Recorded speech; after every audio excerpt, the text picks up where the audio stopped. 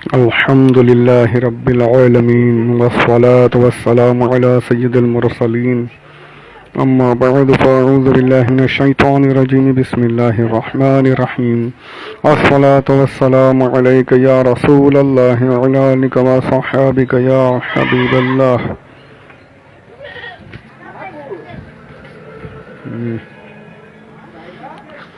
شعب ابی طالب سن نبوی 7ویں. اعلان نبوت کے 7ویں سال کفار مکہ نے جب دیکھا کہ روز بروز مسلمانوں کی تعداد بڑھتی جا رہی ہے اور حضرت حمزہ و حضرت عمر رضی اللہ تعالی عنہما جیسے بہادران قریش بھی دامن اسلام میں آ گئے تو غیظ و غضب میں یہ لوگ آپے سے باہر ہو گئے اور تمام سرداران قریش اور مکہ کے دوسرے کفار نے یہ اسکیم بنائی کہ حضور صلی اللہ علیہ وسلم اور آپ کے خاندان کا مکمل بائیکاٹ کر دیا جائے اور ان لوگوں کو کسی تنگ و تاریک جگہ میں محصور کر کے ان کا دانہ پانی بند کر دیا جائے تاکہ یہ لوگ مکمل طور پر تباہ و برباد ہو جائیں. چنانچہ اس خوفناک تجویز کے مطابق تمام قبائل قریش نے آپس میں یہ معاہدہ کیا کہ جب تک بنی ہاشم کے خاندان والے حضور صلی اللہ علیہ وسلم کو قتل کے لیے ہمارے حوالے نہ کر دیں، نمبر 1 کوئی شخص بنو ہاشم کے خاندان سے شادی بیاہ نہیں کرے گا. نمبر 2 کوئی شخص ان لوگوں کے ہاتھ کسی قسم کے سامان کی خرید و فروخت نہ کرے. نمبر 3 کوئی شخص ان لوگوں سے میل جول، سلام و کلام اور ملاقات و بات نہ کرے. نمبر 4 کوئی شخص ان لوگوں کے پاس کھانے پینے کا کوئی سامان نہ جانے دے. منصور بن اکرمان نے اس معاہدے کو لکھا اور تمام سرداران قریش نے اس پر دستخط کر کے اس دستاویز کو کعبے کے اندر آویزاں کر دیا. ابو طالب مجبوراً حضور اقدس صلی اللہ علیہ وسلم اور دوسرے تمام خاندان والوں کو لے کر پہاڑ کی اس گھاٹی میں جس کا نام شعب ابی طالب تھا پناہ گزین ہو گئے. ابو لہب کے سوا خاندان بنو ہاشم کے کافروں نے بھی خاندانی حمیت و پاسداری کی بنا پر اس معاملے میں حضور کا ساتھ دیا اور سب کے سب پہاڑ کے اس تنگ و تاریک درہ میں محصور ہو کر قیدیوں کی زندگی بسر کرنے لگے. اب سوچئے کیسا یہ حال ہے اور کیسی دشمنی ہے کافروں کی کہ اپنے بیچ رہنے والوں کو قید کر دیا، بالکل کہ بائیکاٹ کر دیا، نہ کھانا پانی، نہ سلام کلام، نہ شادی بیاہ، بالکل الگ کر کے قید کر کے رکھ دیا گیا صرف اسلام کی بنا پر. ہر طرح سے دیکھ لیا کہ ہر چال ناکام ہو رہی ہے، مسلمان بڑھتے جا رہے ہیں، تو اب یہ کر کے دیکھ لو. اور کوئی 1-2 دن 2-3 مہینے ایسا کچھ یہ عرصہ نہیں تھا، یہ عرصہ پورے 3 سال کا تھا. 3 سال یہ لوگ اس پہاڑی درے میں قیدیوں کی زندگی گزارتے رہے. اور کیسے، اب وہ دیکھیے، یہ 3 برس کا زمانہ اتنا سخت اور کٹھن گزرا کہ بنو ہاشم درختوں کے پتے اور سوکھے چمڑے پکا پکا کر کھاتے تھے. اللہ، ان کے بچے بھوک پیاس کی شدت سے تڑپ تڑپ کر دن رات رویا کرتے تھے. سنگ دل اور ظالم کافروں نے ہر طرف سے پہرا بٹھا دیا تھا کہ کہیں سے بھی گھاٹی کے اندر دانہ پانی نہ جانے پائے. مسلسل 3 سال تک حضور صلی اللہ علیہ وسلم اور خاندان بنو ہاشم ان ہوش ربا مصائب کو جھیلتے رہے، یہاں تک کہ خود قریش کے کچھ رحم دلوں کو بنو ہاشم کی ان مصیبتوں پر رحم آ گیا 3 سال بعد، اور ان لوگوں نے اس ظالمانہ معاہدے کو توڑنے کی تحریک اٹھائی. چنانچہ حشام بن عمرو عامری، زہیر بن ابی امیہ، مطعم بن عدی ابو البختری، زمعہ بن اسود وغیرہ یہ سب مل کر ایک ساتھ حرم کعبہ میں گئے، اور زہیر نے جو عبد المطلب کے نواسے تھے कुफ्फार कुरैश को मुखातिब करके अपनी पुरजोश तकरीर में ये कहा कि लोगों, ये कहाँ का इंसाफ है कि हम लोग तो आराम से ज़िंदगी बसर कर रहे हैं और ख़ानदान बनु हाशिम के बच्चे भूख प्यास से बेकरार होकर बिलबिला रहे हैं। खुदा की कसम, जब तक इस वहशियाना मुआहदे की दस्तावेज़ फाड़कर पाँव से ना रौंद दी जाएगी, मैं हरगिज़ चैन से नहीं बैठ सकता।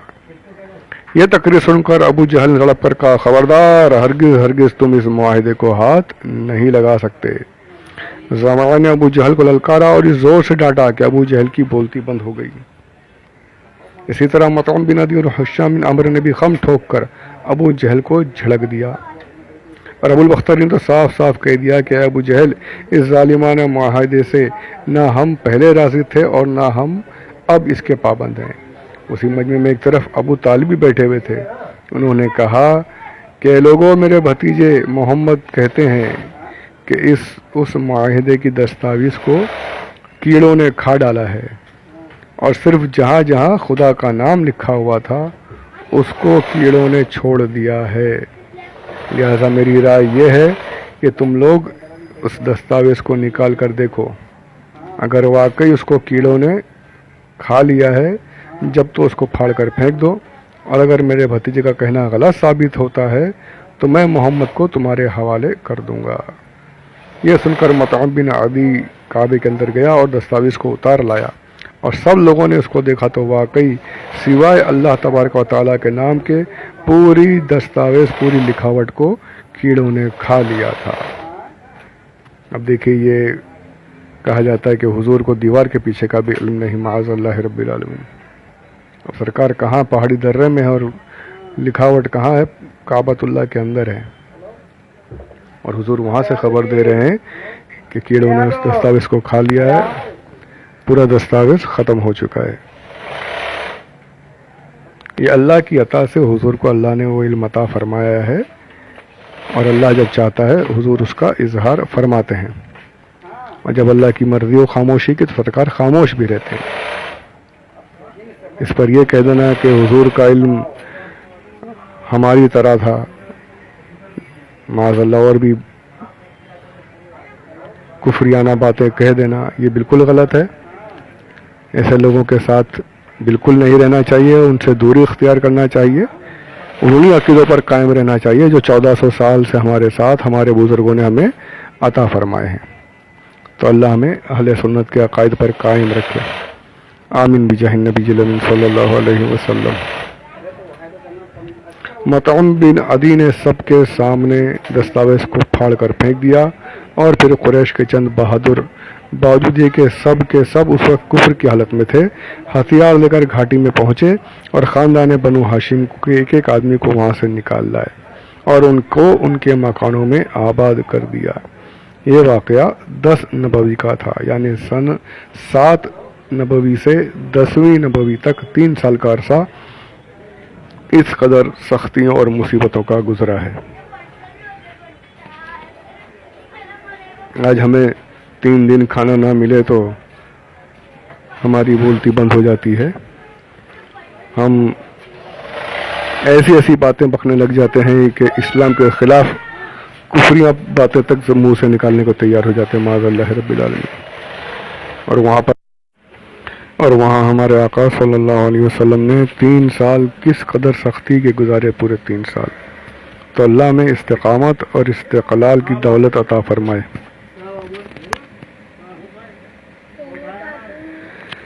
मंसूर बिन अकरमा, जिसने इस दस्तावेज़ को लिखा था, उस पर यह कहर इलाही टूट पड़ा कि उसका हाथ शल होकर सूख गया, यानी किसी काम का ही नहीं रहा, हाथ ही खराब हो गया। जिसने लिखा था बड़ा बढ़ चढ़कर हिस्सा लिया था।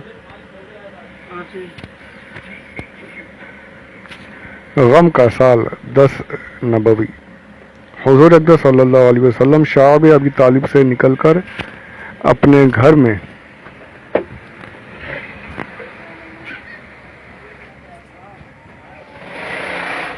तशरीफ लाए अभी, और चंद ही रोज़ कुफ़ार कुरैश के जुल्म व सितम से कुछ अमान मिली थी कि अबू तालिब बीमार हो गए और घाटी से बाहर आने के 8 مہینے بعد ان کا انتقال ہو گیا۔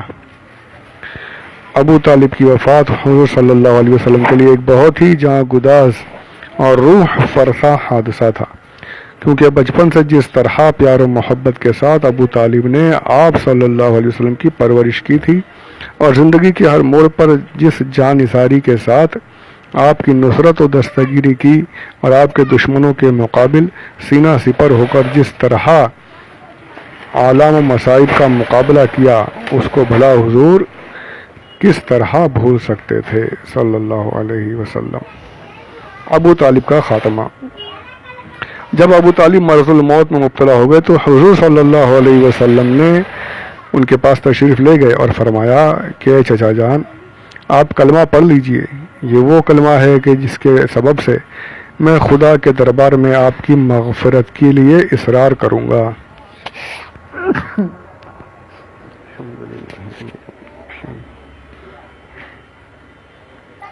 اس وقت ابو جہل اور عبداللہ بن ابی امیہ ابو طالب کے پاس موجود تھے۔ ان دونوں نے ابو طالب سے کہا کہ ابو طالب، کیا آپ عبد المطلب کے دین سے روح گردانی کریں گے؟ یہ دونوں برابر ابو طالب سے گفتگو کرتے رہے، یعنی روکتے رہے، کلمہ نہیں پڑھنا، آپ تو یہ اپنے دن پر قائم رہو گے۔ اور آخر کار یہاں تک کہ ابو طالب نے کلمہ نہیں پڑھا، بلکہ ان کی زندگی کا آخری قول یہ رہا کہ میں عبد المطلب کے دین پر قائم ہوں، یہ کہا اور ان کی روح پرواز کر گئی۔ حضور رحمت عالم صلی اللہ علیہ وسلم کو اس سے بڑا صدمہ پہنچا اور آپ صلی اللہ تعالیٰ علیہ وآلہ وسلم نے فرمایا کہ میں آپ کے لیے اس وقت تک دعائے مغفرت کرتا رہوں گا جب تک اللہ تعالیٰ مجھے منع نہ فرمائے گا۔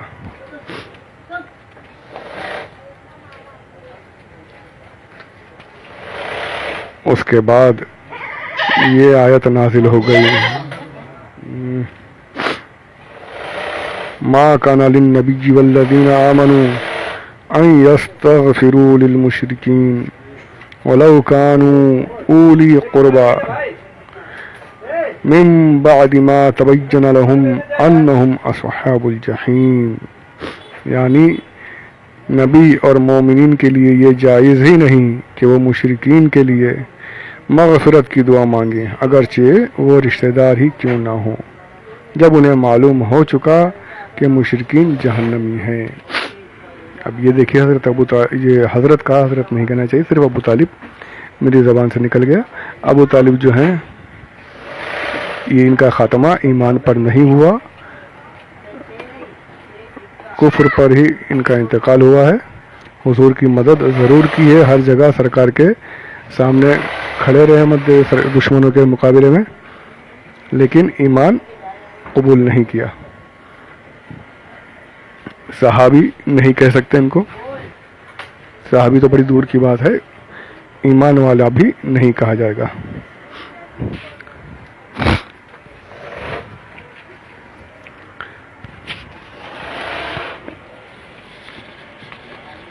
اب ذرا تصور کیجئے کہ یہ ہماری کتنی بڑی خوش قسمتی ہے کہ الحمدللہ اللہ تبارک و تعالیٰ نے اپنے حبیب کے امتیوں میں شامل فرمایا اور ہمیں ایمان کی دولت عطا فرمائی، اور یہاں تک کہ خود حضور کے چچا کو بھی اللہ تبارک و تعالیٰ نے وہ دولت نہیں عطا فرمائی۔ یہ ہماری خوش قسمتی ہے، ہمیں فخر کرنا چاہیے کہ ہم اس نبی کے امتی ہیں۔ میں نے پہلے بھی کہا کہ بس ہم بھول چکے ہیں کہ ہم کیا ہیں، ہمیں یہ سمجھنے کی ضرورت ہے۔ حضرت نوح علیہ السلام کا بیٹا کفر پر مرتا ہے، جس کا قرآن بھی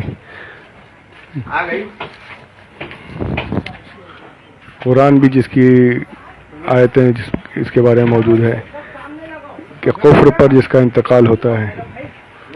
نبی کا بیٹا ایمان نہیں قبول کرتا اور ہمیں اللہ نے ایمان کی دولت عطا فرمائی، تو ہم کتنے بڑے خوش قسمت ہیں، یہ سوچنے کی بات ہے۔ اور ہمیں آج اسی ایمان کی، اسی دولت کی کوئی قدر، کوئی فکر نہیں ہے۔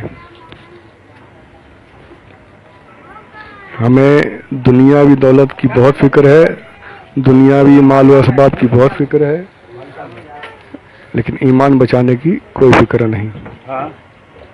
سب سے بڑی دولت جو ہے اس کے لیے ہم نے کیا کیا ہے؟ اس کو بچانے کے لیے ہم بالکل بے فکر ہیں، بس یہ سوچ لیا کہ مسلمان پیدا ہوئے تو مسلمان مریں گے بھی۔ میرے بھائیوں، میرے بہنوں، ایسا نہیں ہے۔ احادیث موجود ہیں کہ صبح ایمان والے اٹھیں گے اور شام میں کافر ہو جائیں گے۔ اللہ ہم سب کے ایمان کی حفاظت فرمائے، آمین بجاہ النبی الامین صلی اللہ علیہ وسلم۔ ہمیں خود فکر کرنی ہے، ہمیں خود فکر کرنی ہے، روزانہ یہی دعا کرنے کہ یا اللہ ہمیں اسلام پر، سنیت پر قائم و دائم فرما، سنیت پر موت عطا فرما، ایمان کے ساتھ خاتمہ عطا فرما، آمین بجاہ النبی الامین صلی اللہ علیہ وسلم۔